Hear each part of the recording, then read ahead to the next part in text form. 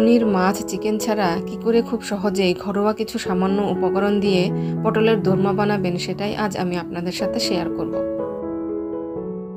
নমস্কার, কেমন আছেন সবাই? ওম কিচেনে সবাইকে স্বাগত জানাই।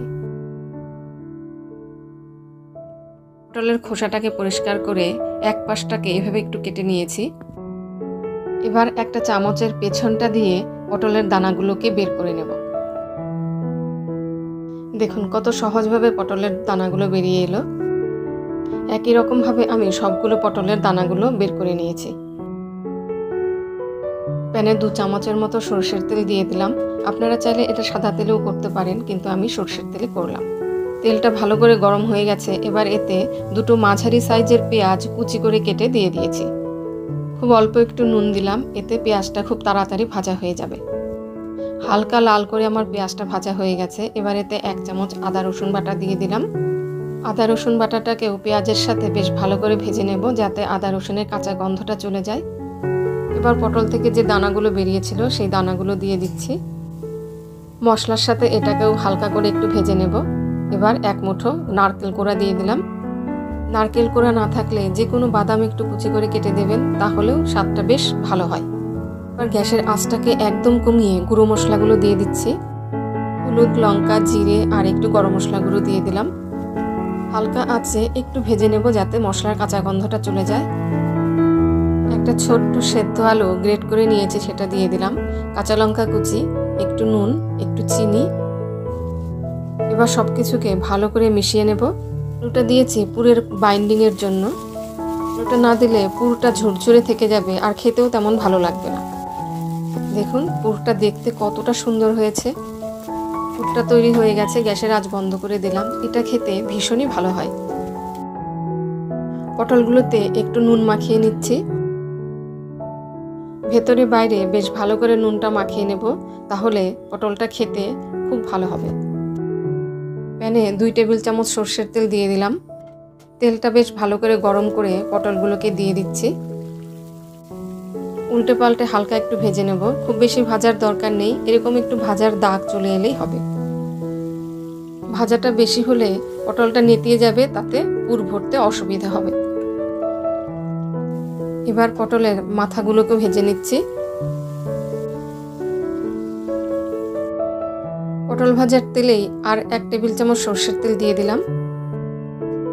4টে এলাচ, 1/2 ইঞ্চি দারচিনি, একটু জিরে ফোড়ন দিয়ে দিচ্ছি। ফোড়ন থেকে খুব সুন্দর একটা গন্ধ বেরোলে পেঁয়াজ বাটাটা দিয়ে দেব। আমি 2টো মাঝারি সাইজের পেঁয়াজ মিক্সিতে পেস্ট মাঝারি আঁচে হালকা ভেজে নিচ্ছি।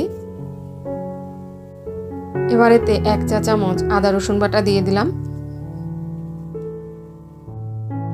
মশলাটাকে হালকা আঁচে একটু ঢাকা দিয়ে ভেজে নেব। ঢাকাটা না দিলে পেঁয়াজটা বেশ ছিটকচ্ছিল। মশলার কাঁচা গন্ধটা চলে গেছে। এবার গুঁড়ো মশলাগুলো দিয়ে দেব। হলুদ গুঁড়ো, লঙ্কা গুঁড়ো, জিরে গুঁড়ো, ধনে গুঁড়ো দিয়ে দিচ্ছি।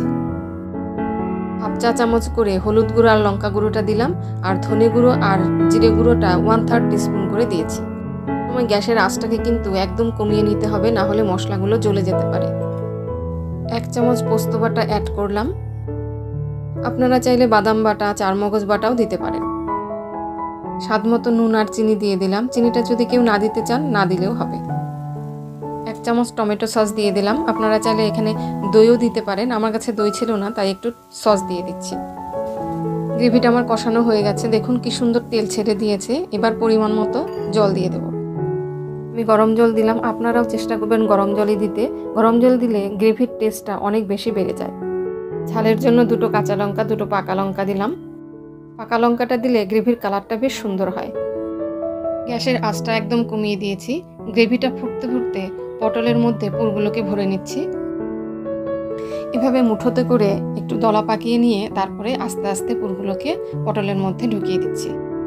আলুটা দিয়েছিলাম এই জন্য, যাতে একটু দলাটা পাকানো যায়। এবার একটা টুথপিক দিয়ে আটকে দিলাম। দেখুন কিভাবে করছি, দেখে নিশ্চয়ই বুঝতে পারছেন। একই রকমভাবে সবগুলো পটলে আমি পুর ভরে নিলাম। এবার সেই গ্রেভিটাও আমার হয়ে গেছে। গ্রেভিটাকে আমি 8 থেকে 10 মিনিট ফুটিয়ে নিয়েছি, একদম কম আছে। এবার সবগুলো পটলকে গ্রেভিতে দিয়ে দিলাম।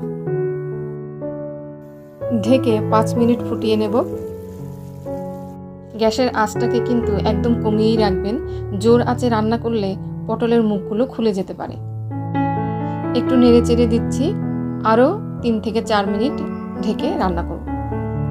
দেখুন গ্রেভির কালারটা কতটা সুন্দর হয়েছে। একটু গরম মশলার গুঁড়ো আর 1 চামচ ঘি দিয়ে নামিয়ে দেব। একটু নেড়ে চেড়ে ঘি আর গরম মশলাটাকে ভালো করে গ্রেভির সঙ্গে মিশিয়ে দিচ্ছি। এত সুন্দর গন্ধ বেরিয়েছে, গন্ধেই মন প্রাণ সব জুড়িয়ে যাচ্ছে। আঁচটাকে বন্ধ করে দিয়েছি। এবার ঢাকা দিয়ে 10 মিনিট রেখে দেব। তাহলে ঘি আর গরম মশলার গন্ধটা তরকারির সাথে বেশ ভালো করে মিশে যাবে। দেখতে খুব সুন্দর হয়েছে কিন্তু বলুন। রেসিপি কেমন লাগলো অবশ্যই আমাকে কমেন্টে জানাবেন। ভালো লাগলে একটা লাইক করে দেবেন, চ্যানেলটিকে সাবস্ক্রাইব করে দেবেন। সবাই ভালো থাকবেন, সুস্থ থাকবেন, সাবধানে থাকবেন। দেখা হচ্ছে পরের একটা ভিডিও।